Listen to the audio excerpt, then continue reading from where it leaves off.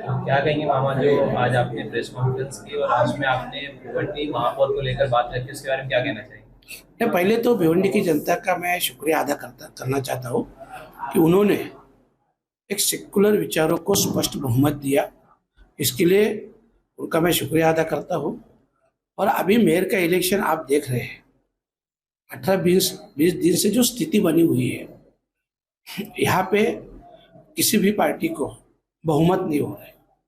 जबकि secular forum बना के हम लोग ने कांग्रेस, राष्ट्रवादी, शरद पवार और समाजवादी तीन पक्ष मिला के एक सेकुलर का एजेंडा बनाया, जिनके माध्यम से आपने भिवंडी में देखा होगा सभी पार्टी के प्रमुख, कांग्रेस के, राष्ट्रवादी शरद पवार पक्ष के या समाजवादी के, सभी पक्ष के प्रमुख मंच पे थे और उन्होंने एक सेकुलर फ्रंट बनाया और उसके माध्यम से मेयर बनाने का डन किया।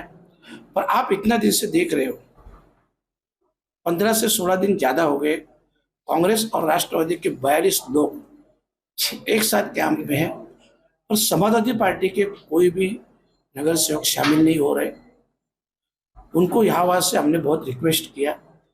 अभी भी मेरी रिक्वेस्ट है कि वो इसमें शामिल हो जाए, सेकुलर फ्रंट में शामिल हो जाए। और भिवंडी की जनता ने जो मैंडेट दिया है, सेकुलर मेयर बना के अपन उनके मैंडेट का सम्मान भी करेंगे। और अभी तो यहाँ तक बात है कि 42 तो है, अगर समाजवादी पक्ष के 6 लोग आते हैं, मुझे नहीं मालूम वो क्या चाहते हैं या उनको क्या प्रॉब्लम है। मेरा तो काम है रिक्वेस्ट करना और आए, शामिल हो जाए।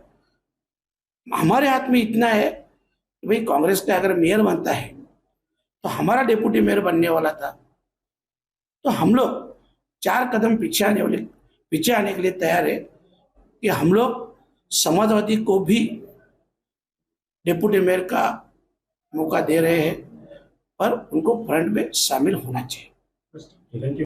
हाँ, एप्स्टीन फाइल में हिंदुस्तान की कुछ बड़ी शख्सियतों के नाम आए, उसके लिए फिर आप क्या कहना चाहिए शॉर्ट में? नहीं, उसमें मेरे को सच्ची में कुछ मालूम नहीं। मतलब जो अभी तक जो चल रहा है उसमें कुछ ओपन नहीं हो रहा है, ये तो सब हवा में ही चल रहा है। सब जब ओपन होगा तो अपने समझ में। ये बताइए कि जो अजीत प्रताप पवार की एनसीपी और शरद चंद्र पवार एसपी एनसीपी, इसके मर्जर की काफी चर्चाएं थी और फिलहाल शहर में बहुत सारी अफवाहें और चर्चाएं चल रही, उस पर आप क्या कहेंगे?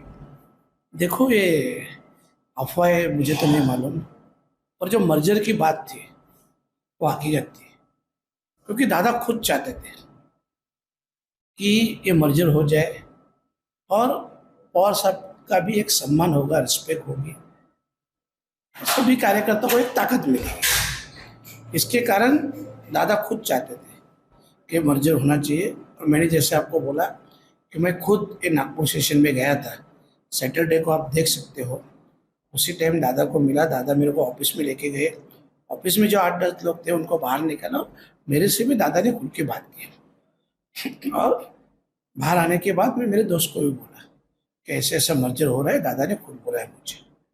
तो ये जो बात है वो रियल फैक्ट है। पर अभी उसके ऊपर किसी को अगर पॉलिटिक्स करना है तो उस पॉलिटिशियन को हम रोक नहीं सकते। हम अजीत दादा पवार की प्लेन क्रैश के बाद मतलब महाराष्ट्र में राजनीति एक अलग लेवल पर की जा रही है, उसके बारे में क्या कहेंगे? देखो, अभी उसके बारे में अपन नहीं बोले तो ठीक है। सिर्फ इसके बाद में मुझे लगता है कि कल रोहित दादा पवार प्रेस कॉन्फ्रेंस लेने वाले हैं। उसके बाद में शायद 12 तारीख को भी एक प्रेस कॉन्फ्रेंस है, तो उसमें उनकी भूमिका और हमारे पार्टी की भूमिका भी स्पष्ट हो जाएगी, जिसमें जो एक्सीडेंट हुआ और जो मर्जर की बात थी उसके ऊपर वो स्पष्ट बोलने वाले हैं। और वही हमारे पार्टी की लीगल स्टेटमेंट रही। आप एज ए सांसद, आपका क्या मत है? देखो, हम तो दादा या पवार साहब, पूरे पवार फैमिली का हम लोग रिस्पेक्ट करते हैं। और रही बात मर्जर की, तो हमारे पूरे अधिकार शरद पवार साहब को है। शरद पवार साहब जो भी डिसीजन लेंगे वो हमको मंजूर रहेगा। आज शरद पवार पुणे के रूबी हॉस्पिटल में एडमिट है, उनकी तबीयत अचानक लगी, उस पर आप क्या कहेंगे?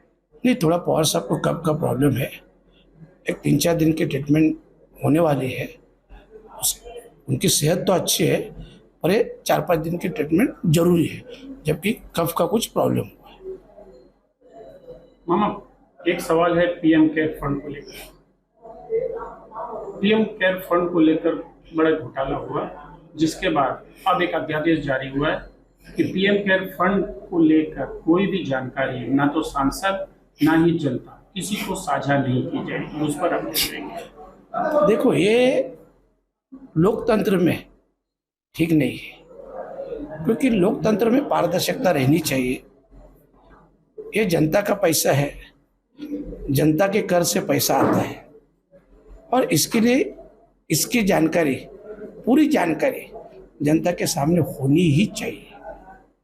ये जो है ये गलत है, ऐसा नहीं होना चाहिए।